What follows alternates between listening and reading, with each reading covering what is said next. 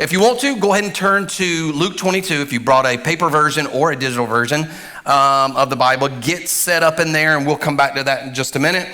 Until then, and while you're turning, let me just ask this question. Let's explore this question because it's going to kind of be the driving force throughout the whole message. Have you ever used the phrase, "I will never"? Because what I've learned is I will never actually means I most certainly will. I don't know if you figured that out. I'm gonna give you some examples, some good examples. Like when you're a really, really small kid, especially if you're a boy, almost one of the first things that come out of your mouth is, "I will never get married," right? And then they meet a hottie and she says, "Well, you gotta put a ring on it." And so it happens, they put the ring on it, right?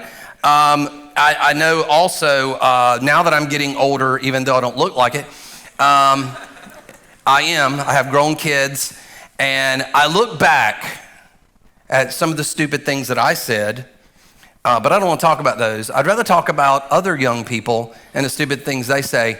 You ever been in a restaurant and you got that young couple, and they're either dating, but you always know if they're getting married because the girl will always say, "My fiance, my fiance, my fiance," and they're sitting in there, and they're obnoxious anyway, because when you're young, you think you know everything, right? And I did too, so I was there, and still there, to be honest with you. That's another story, another day. We're not focused on me. We're focused on these young people. And so, you get any amount of education, everybody else is stupid, they don't know what they're doing, and they're sitting in there, and she's talking to her fiance when they see a couple across the way who has a tablet that they're letting their kids use at the restaurant. Have you seen this? And she's talking to her fiance, and she says to her fiance, "I will never let my children have a tablet." Fast forward about 3 or 4 years, when they have 3 or 4 kids, and they have to hire a nanny. The nanny's name? iPad. Right? Been there, done that, right? It's true. I don't care what you say. You need 5 minutes? Put on the YouTube, babe. We're solving this bad boy. Pastor Ridge is a unique fellow. He's young. Let's talk about him. Y'all okay with this? Pastor Ridge preached a few weeks ago. If you don't know him, you don't want to. Not anymore. And I'll tell you why. Before he got married, he used the "I will never" statement. He said, "I will never watch the Vampire Diaries." Then he got married. Now he's on Team Stephen. And this is true. You think I'm picking on him. No, I'm just telling you facts. Facts. This is a true statement. And he's no longer my friend. We don't let him at the house or in the man cave because he lost his man card. Okay, to be fair, let's throw myself under the bus. I did make this mistake one time when I was younger. And I was in that dumb, stupid moment, which I still am. Anyway, in that moment, I made this stupid statement. I said, "I will never drive a minivan. Only weirdos drive a minivan," right? 4 kids later, it's not this specific one, but that's the Honda Odyssey. We own that at one point. Not anymore. My kids are out of the house. We got rid of the minivan, just saying. So we got that. My wife thought it would be cute if she reminded me forever. She bought a sticker and put it on the back of that minivan that says this right here. Yeah, not cool. Now this has nothing to do with "I will never." It's just a story I want to tell. I got pulled over in that minivan one time, and the cop walks up, and he looks in there, and those kids they're boys mostly, and then my daughter, but she wasn't in there. It's just the 3 boys, and they're crazy. And so he just looks in, and he just starts shaking his head and just, "Go on home, goober. Just go on home." Didn't give me a ticket, so that's the good news. But the bad news is I lost my man card that day, pretty hardcore. So I went by and picked up another guy who lost his man card, Ridge, and we went and drowned our tears over a bottle of pop. Because we're weird. It's like, I have no idea. I just made that up. Ridge told me to say it. Not true. Anyway, what I'm trying to say is this. "I will never" statements. So here's the thing. Those are fun. They're fine. They're cool, right? I will fine. Here's the thing. to make it a little bit easier to swallow this next part, because this is the hard part. The reality is any time that we say I will never, when it becomes to more serious things, there's a different consequence. I will never leads to I probably will. And when it's serious, I will never leads to I will regret, probably, right? And so regrets oftentimes follow I will never statements. Let me give you a few examples to kind of help us to see what I'm talking about. So when we think about I will never, when we say stuff like, think about when you're younger, or even maybe now or in a recent past, you say stuff like, I'm never going to go in debt. Not me, I'll never go in debt. I'm not that guy. And then it creeps in. I will never, ever hurt my kids. I'll never hurt my kids. I'm not going to do that, just wouldn't do that. I will never get divorced. I'm never going to get divorced. I will never, ever let my job dominate my time. It will not become priority. My family will always be priority. I will never become an addict. Not me. I'm not going to do that. And what happens is that I will never is a setup for I regret. And so I want to talk about that because we're going to look at two characters that specifically struggled with this and how they responded to it. And the big question is going to be this: what do you do when it feels like that you're never going to come back from regret? Because regret can be one of those things that just really grounds you and stops you, and really in many cases paralyzes some people from ever moving forward. So I want to look at that, and the two people that we're going to look at their responses and how one stays paralyzed and one actually finds a path out. How do they do that, and how can we learn from it? So today I want to talk about how in the world do we recover from regret. Okay, and we're going to do that in the book of Luke, like I said, in chapter 22. And again, if you're turning there, let me just set it up with this. What's happening in the particular story where this happens, it's really bizarre because it's going to look like I'm taking a right turn, and it's going to stay that direction until the very end, because we're going to talk about the Passover meal. This whole thing where this event happens, it's at the Passover meal. And they're doing this meal and what that's all about, because the Passover meal in general is this moment over the years and the centuries where Jewish people would remember what had happened a long time ago. They were in slavery, they were freed from slavery, right? And then they constantly remember how God delivered them from that slavery. And then ultimately it's pointing to the eventual removal of slavery, the slavery to sin that Jesus is going to do. Well, this is the moment in which that's coming to fruition. And so Jesus is going to be having this meal in the middle of that meal. And we're going to come back to that part at the very end of the sermon. But in the middle of this meal, he has a confrontation with two of the guys, two of his disciples. And we're going to focus on that for a while, and then we'll resolve it all, I hope, in the very end. All right, so let's look. Luke chapter 22, 14 through 23, and then we'll jump down to 31. Let's take a look. And when the hour came, he reclined at the table, and the apostles with him. And he said to them, I have earnestly desired to eat this Passover with you before I suffer. For I tell you, I will not eat it until it is fulfilled in the kingdom of God. And he took the cup, and when he had given thanks, and this is where Jesus now initiating, the way the Passover meal would happen is it's a big meal. There's a lot of different elements to it, and different things meant different things to the Jewish people as it related to the events that happened back in the Exodus event. So they're doing that. Now, in the middle of that meal, he institutes two new things that we as believers have carried on through the traditions that we call communion. You with me now? So when we do communion, this is where it comes from, out of that meal. And Jesus picks up this cup. It's a very specific cup that I won't get into today, but it's a pretty amazing story. And he picks it up, a very specific one. He says, now take this and divide it among yourselves, for I tell you that from now on, I will not drink of the fruit of the vine until the kingdom of God comes. Now he does the second part. And he took the bread, and when he had given thanks, he broke it and he gave it to them, saying, this is my body, which is given to you. Do this in remembrance of me. Now he's going to have the first well, hold on a second. I got to do 20. And likewise, the cup after that, after they had eaten, saying, this cup is poured out for you in the new covenant in my blood. Now, all that's happening. This new thing is instituted. Verse 21, we pick up, and he now is going to deal with, he doesn't say it here, but we learn later, it's Judas. And he says this, but behold, the hand of him who betrays me is with me on the table. For the Son of Man goes as has been determined, but woe to that man by whom he is betrayed. 23 wraps it up, and they began to question one another, which of them could it be that's going to do this? And they're all like, not me, not me, not me. Let's fast forward to 31, and we see the second interaction. Now, interesting, it says Simon, Simon. Now, remember, Simon's name now is Peter. Jesus is now reverting back to his original name, Simon, which is interesting, especially when I read the second part of this story in just a little bit. But just keep that in mind. He now calls him by his original name, Simon, Simon. Behold, Satan demanded to have you that he might sift you like wheat. But I have prayed for you that your faith may not fail.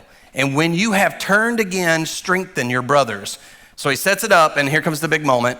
And in 33, Peter said to him, Lord, I'm ready to go with you both to prison and to death. I'm going to die for you. I'm not betraying you. There's the I will never. And Jesus said, I tell you, Peter, the rooster will not crow this day until you deny me 3 times that you know me. So that's the big setup for this whole event. So let's think about that. It's a lot of information going on, but it's interesting. In the middle of this whole thing, this event takes place, and he's now going to confront 2 guys who are going to fail, and they're going to make this huge mistake, and then that sets it up. So let's start with Judas first. We'll go back just real quick. Let me hit 2 things. Let me show you again what he said in verse 21, where he says, but behold, the hand of him who betrays me, that's Judas, is with me and on this table, for the Son of Man goes as has been determined, but woe to him who has betrayed me. So this is the betrayal. So you're saying, okay, well, what happened? So fast forward, we're going to look at this from the book of Matthew, chapter 27. When you fast forward, what's happening is, sure enough, he betrays him. For money, he gives money over to these leaders to point out that Jesus is the one. They come, they take Jesus, you know the story. They then take him down the road and all this stuff. He's then goes to the judgment. He is condemned and he's going to be killed. And that's where it picks up here in Matthew 27. What I want you to see is what happens to Judas as a result of his betrayal to Jesus. And this is what happens. Then when Judas, his betrayer, saw that Jesus was condemned, he what? He changed his mind. And that's the moment when regret set in. He realizes, oh man, I messed up. So what does he do? So he brought back the 30 pieces of silver. Now the money that he had used to sell Jesus out, he wants to deal with it. He goes to the chief priests and the elders to take him the money, saying, I have sinned by betraying innocent blood. So he's now, man, I messed up. He's trying to pay for it and make it right. So he then gives over the money. But they're saying, we don't care. That's your problem. You got to deal with it. See to it yourself. And verse 5, and throwing down the pieces, he doesn't want the money anymore. He throws it down, he departs, and he went out and he kills himself. So his thing is, so he betrays Jesus, instantly regret sits in when he realizes that what he has done is now going to lead to his death. He's like, man, I really have messed up. And he goes instantly into this motion of trying to make it right. So there are 2 types of regret. There is, and we're going to talk, he's the first example, and that's regret by action. And what I mean by that is when you do something, a behavior, an action, that then later on you realize, I wish I had not done that. Something actively done. He gives over money, and the result is that. So then the question is now that he does that, what are we going to do? So we'll come back to that in a second. Second one is Simon Peter. Let's look at him real quick. And show you what he did, because there's 2 different types of regret. He's the second type. Jesus says to him, truly, I tell you, this very night before the rooster crows, you will deny me 3 times, Peter said to him. Even if I must die with you, I will what? He made the big mistake. I will never deny you, not me. And the disciples said the same. And so let's fast forward to Luke chapter 22, and let's see actually what happens. Because he's obviously going to do it. Now, setting this up, I'm not going to read the whole story, but so Jesus is taken by the leaders. He's being escorted away. Peter, Simon, is trailing behind him, kind of following in the shadows and kind of passing people. And along the way, people are going, hey, wait a minute. That's one of those guys that was with Jesus. Oh, no, man, not me, not me, not me. And again, he does it again. And on the 3rd time, which is where this picks up, the 3rd time on this journey, he's confronted and he denies him again. Pick it up, verse 60. But Peter said, man, I do not know what you're talking about. I have no idea who this guy is. Why are you? And immediately, while he was still speaking, the rooster crowed. Now, here's this. And remember, he's trailing Jesus. Jesus is right up ahead. This is one of those moments, it's the old crap moments, what I'm talking about, right? When you go, old crap, I think I might have messed up. And so he says it, and then Jesus immediately turns and looks as soon as the croaster. I have no idea what a croaster is. Never seen one. But the rooster, I've seen one of those. And it crowed. Ha, ka. Anyway, what I'm trying to say, the rooster crowed, and Jesus looks back, and it's just like, oh crap. And then instantly, notice what happens. As soon as he turned back and looked at Peter, Peter then remembered what he had said. And before the rooster crows a day, you will deny me 3 times. And notice what happens in 62, and what does he do? And he went out, and he wept bitterly, just broken that he had failed Jesus. See, he dealt with the second type of regret. You had the regret of action, where you do something, and his was inaction, where he didn't do something. He didn't stand up to Jesus. He didn't stand up for Jesus. He ended up denying him and walking away. And those are typically the 2 things that we struggle with the most. Is stuff that we've done or the stuff that we haven't done, you know? And then that ends up creating this tremendous amount of pressure on us. And here's what I want you to get. Let me give you the bad news, and then we're going to start moving towards some positive stuff, because this is getting pretty depressing really quick. Because if you're a real person, this is the thing, right? Bad news is life is full of regrets. I mean, I don't have to, for many of you that are still in the midst of maybe a regret or whatever, you know that better than anybody. And so it just kind of sets in, and it's like, man, I don't even know what to do. So here's the reality. Regrets are unavoidable. They're going to happen. You know that. Here's where I think the shift happens. If I can help turn this to more positive things. Regrets are going to happen, but your response, you can now control.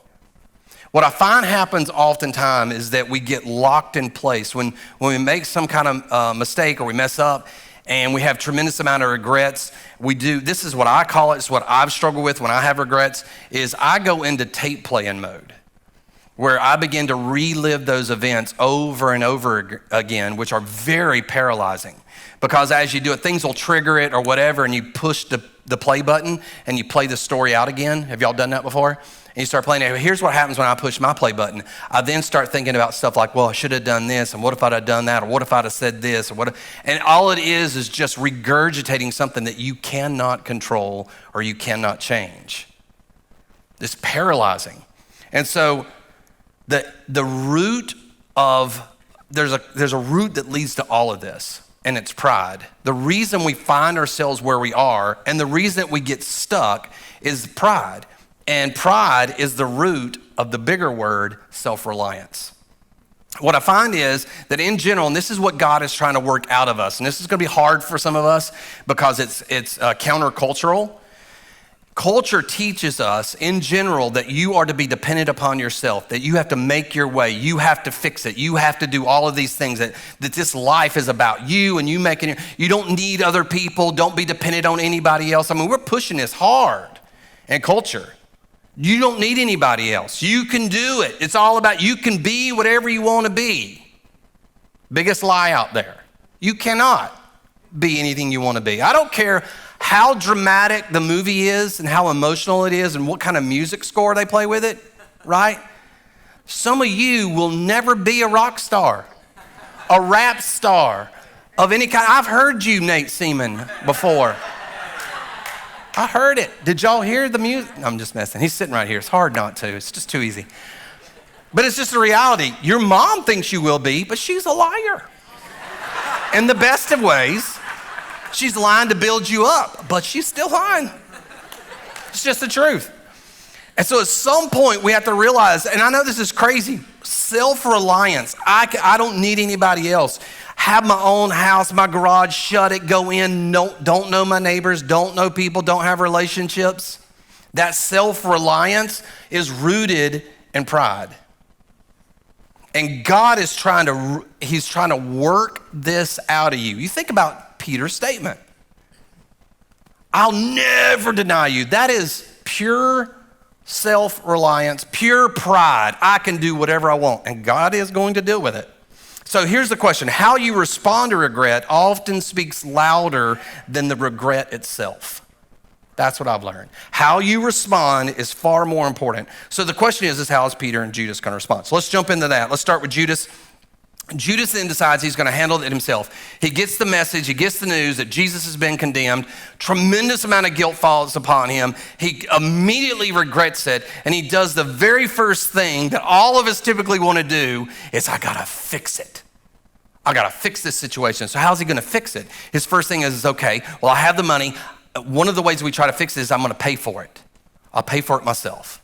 And so he rushes to them and he says, here's the money back. I don't want it. Let's just stop all of this. I made a huge mistake. And they're like, dude, that's your problem. So he realizes he can't buy his way out of it. So he leaves the money there because he doesn't care anymore. And then he tries to fix it with a much more destructive means. He tries to end this whole situation and then he just checks out, right? Now, for us, it's probably not that dramatic. It's not how far we usually take it. But the thing is when you go into fix-it mode, what you're doing is it begins to spiral out of control because you're trying to fix it yourself. Well, you're the one who got yourself into it, so your choices probably aren't that great anyway, right? And so what do? You start digging your hole deeper, right? A great example of this that we can see on a very dramatic way is when you think about an addict. I've worked a lot with people who live in addiction and with addiction. And what I've learned is that this fixing it goes deeper and deeper as they try to do this and they get more and more and more and until it bottoms out. Because they're trying to depend on themselves to figure it out. And it's overwhelming. It's in a lot of cases, it's not possible. And we can't do it by ourselves. And so here's what I want you to get. Fixing it this is what I've learned. Fixing it, oftentimes when you try to fix it by yourself, it leads to destruction. It's destructive behavior, it's destructive thinking, and it just spirals and spirals. And what God is trying to do, he's trying to get you to move from being self-reliant and trying to move you to being God-reliant. You can't fix it. It's why, even think about your sin nature. You can't fix your sin nature. We try to pay for it. We try to do good deeds. You can't. That's why you need Jesus. It's the gospel. What God is teaching, he's not mad at you. We keep thinking that God's mad at us. I'm a bad person. God will never be able to use us. And God is not trying to hurt you. He's trying to redeem you. We'll see that in the next one. So let's just do that. Simon Peter. So Simon Peter's plan was he's going to run from it. So here's this event. We see that he breaks down. He begins to cry. And he's just emotional about the whole situation. He realizes that he failed him. And he feels like a failure. And he's like, man, I'm not usable anymore. I've lost my chance. I don't deserve to be with these guys anymore. I don't deserve to be a part of this movement. We've lost our leader. And so his solution is to run from it. But this is how far it goes back. Now remember, he's called him Simon, Simon. And the reason for that is he's going to go back to being Simon and no longer Peter. How do I know that? He leaves the ministry and everything. And the next time we see him, he's on a boat fishing again, which is where they found him, Simon the fisherman. So he's back on the boat. Jesus shows up in that moment. They repeat. It's all cool just the way Jesus does what he does. He redoes the miracle. We won't get into it about throwing the nets on the other side. They recognize that it's Jesus. They come. They have breakfast together, and we're going to pick up there. They have this meal together, and then Jesus now wants to prod into it. Now, when we read this, here's what I want you to do. I want you to put yourself in this situation. You got regrets, you've done some things you feel bad about, and you're thinking out, how is God going to restore me? Is it possible? Can he use me again? Listen to how he deals with them. And think about it from this standpoint too. I mean, he did probably the worst thing you can do. He denied knowing Jesus, right? I mean, I feel like there's a lot of bad things. That's at the top, right? Denying his Savior. And I want you to notice the words that Jesus uses with him and how he handles him. And think about your circumstance and how he might be trying to deal with you and your regrets. Take a look. So he says to him, when they had eaten breakfast, Jesus asked Simon Peter, and notice it's Simon Peter, Simon, son of John, do you love me more than these? Yes, Lord, he said to him. You know that I love you. Well, feed my lambs. Now, let me pause. I'll do this a little different. So first of all, he calls him Simon, right? Still not calling him Peter. And by his name. And then he also says, do you love me more than these? Now also the word love, there are three different types of love. There's agape love, which is more of an unconditional love, it's a very deep, long-lasting, big love. Then you got phileo love, is like a brotherly love.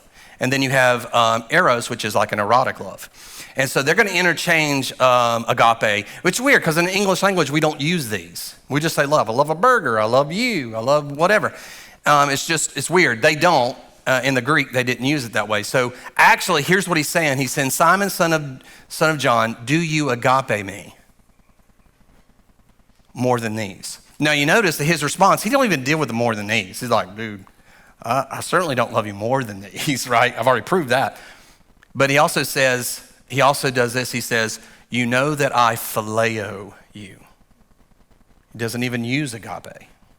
I mean, you can just see brokenness, right? 16. A second time he asked him, Simon, son of John, do you agape me? Yes, Lord, he said to him. And now he's not even asking about the others. Now it's very poignant. You know that I phileo you. Shepherd my sheep. Now, second time, first time he says, feed my sheep. Now he says shepherd. Why is that important? It's absolutely critical to this whole story because feed my sheep, shepherd my sheep, what he's restoring him. He's trying to restore him. I need you to do what you've been called to do. Do you love me? I still got plans for you. I've not given up on you. He asked him the third time. Now, isn't it interesting? 3 failures, 3 this, and 3 is a holy number, all of that stuff. It's all built into this. It's caked into this. So the third time he says, Simon, son of John, do you, now check out what happens. He says, do you phileo me? He now reverts his wording to match Peter's wording. And Peter was grieved that he had asked him a third time, do you love me? And then he said to him, Lord, you know everything. Isn't that interesting? You know everything.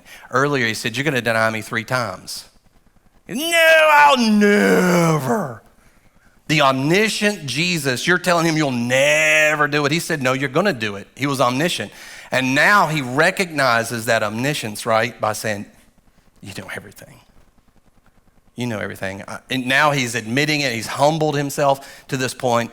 You know that I phileo you. Feed my sheep, Jesus said. Feed my sheep, restoring him back to where he was. And what I want you to get is this. Peter, like all of us, he realized he's a colossal failure. That this moment, and I think what happens is you get to this point, he's at this point, I'm useless to Christ. I'll never be able to continue what I'm doing. I'll never be able to move forward. You'll never be able to use me. He's in that moment. And check out what Jesus is trying to do. He's trying to move him from being prideful, self-reliant, to humbling him and moving him towards a dependency upon him. The whole goal of life, listen to me, the whole goal of our faith is to move you from being about you and being self-reliant and making your vision and your dreams and what you're gonna do for a living and where you're gonna live. He's trying to move you, that's self-reliance, to move you from that, say, do you trust me? Are you God-reliant? Shifting that over to him. Peter's failure, listen, had not been the thing that threatened his usefulness to Christ. It wasn't his failure. His failure had been the end result of and the cure for the thing that would have made him completely useless. Pride, self-reliance. The issue wasn't the failure, it was the pride. And that's what he's trying to remove him. Listen, I can use you if you get rid of that.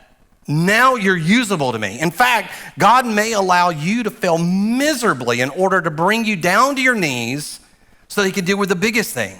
He's not trying to take anything away from you. He's not mad at you. He's trying to, listen, all of that stuff in your life, all of the stuff that we're trying to do at self-reliance is actually the thing that's destroying your life.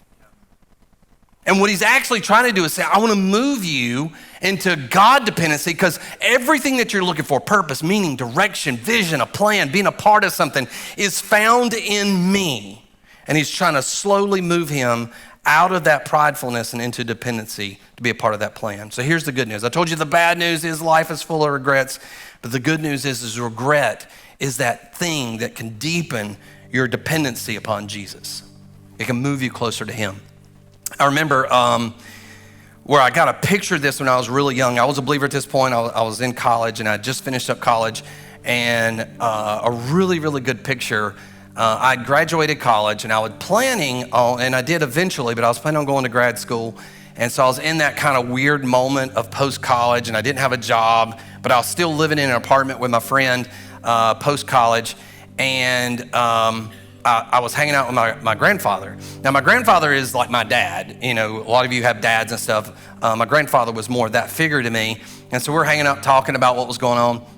And he realized where I was living, and he realized, that I didn't have a job. And he said, hey, Chris, this is what I would do. This is me. What I would do, I'd move out of that apartment, and I'd move home. And I'd save up money so that you can get ready for grad school, because I don't know how you're going to pay your bills. I just don't know. Just wise, right? It's what some of us older people would tell our kids, right?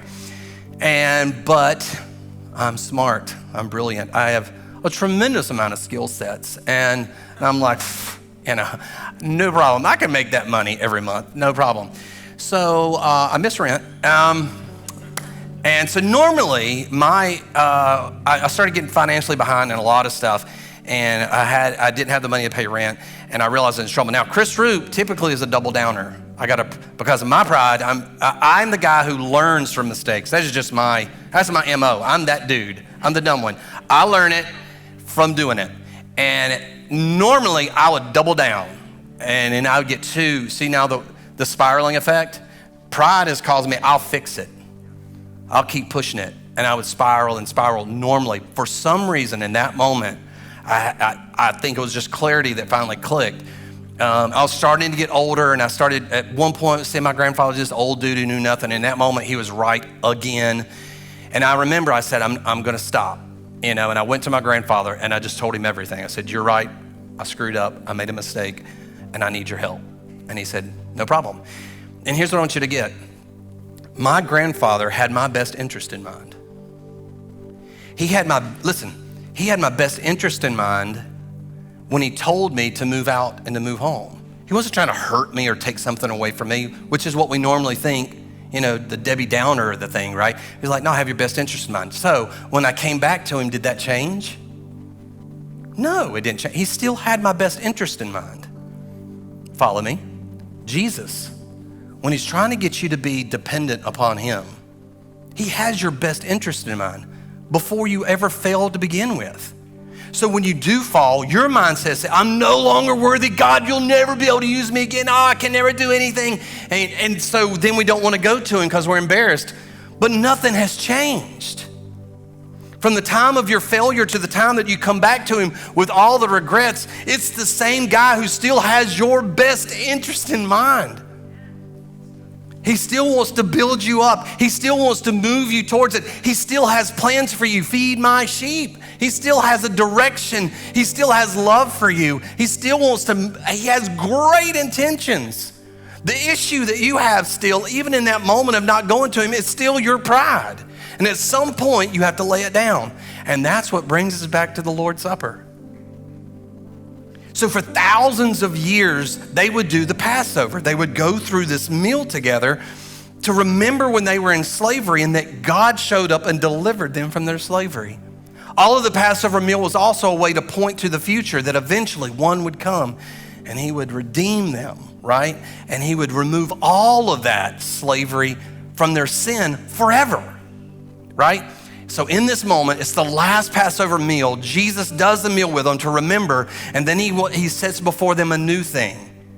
As often as you do this, remember me. So he's now instituting a new thing so that every time you take communion, that you remember your dependency upon him and not yourself. Because you think about it, the two key elements, the bread, his body, broken for you, so that no longer it's about your life, it's now about his life. It's no longer about being dependent on what you can do, but what he can do in and through you. Remember that. The wine, his blood that fixed it. He's the payer of the debt, not you. He gave his life, not so that you could give your life or to destroy your life. You with me? He's the fixer. He's the one who both his body, so you're relying upon him, and fixes your situation. So I want to end with that today. I want us to take communion together. And I hope that this will spur in you that every time, just like Jesus said, every time you take this, would you remember it's my body and it's my life? That it's my blood that paid it? Now I just want us to take a time. The band's going to come out, so we're going to do something a little different. You've got those little cups, I think, right? And there's two pieces to it. You have to pull off the top part that then reveals the cracker, and then the second one that reveals the juice. So as the band plays, I don't want you to rush to take it. You don't have to. You got a whole song, okay? I want you just to sit in it for a moment. Maybe think for a moment, right? Allow God to begin to speak to you. Where are you not being dependent upon him? Are you still trying to fix it? Are you struggling with pride and self-reliance? Then just give it over to him. And as you take it, maybe for the first time, man, that communion will mean more to you today than it's ever meant before, that you're taking his body and his blood. Stand up with me.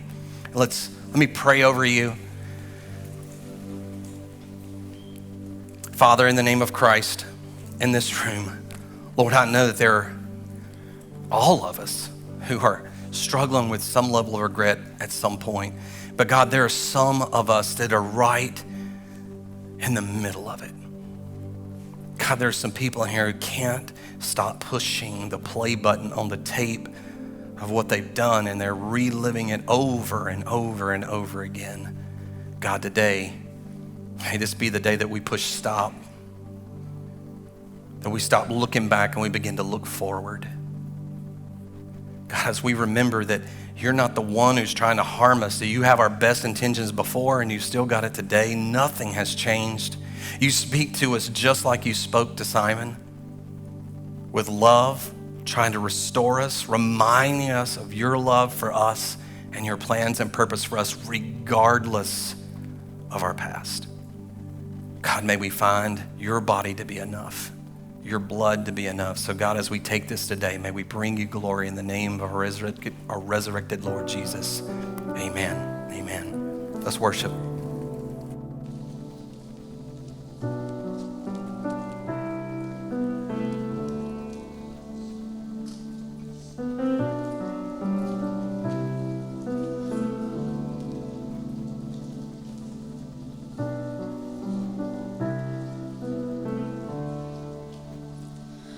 On the day that death surrendered to the mighty cross of Jesus Christ, the earth would shake beneath the weight of darkened skies.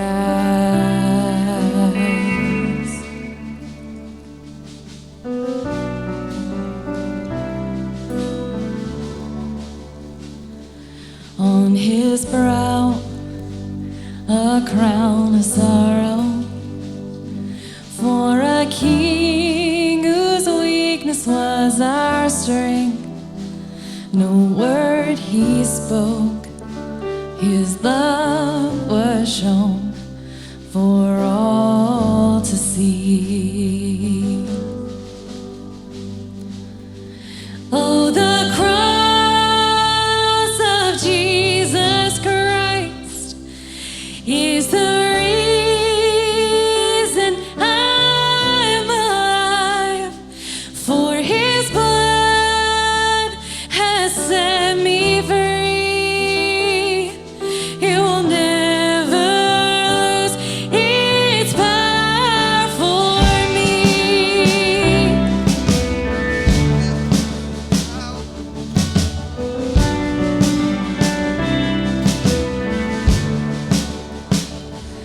Now the dawn of resurrection floods the night as hope prevails to shine. Salvation wakes, our chains to break, and we rise. Oh, the cross of Jesus Christ is the reason I'm alive, for his blood has set me free. It will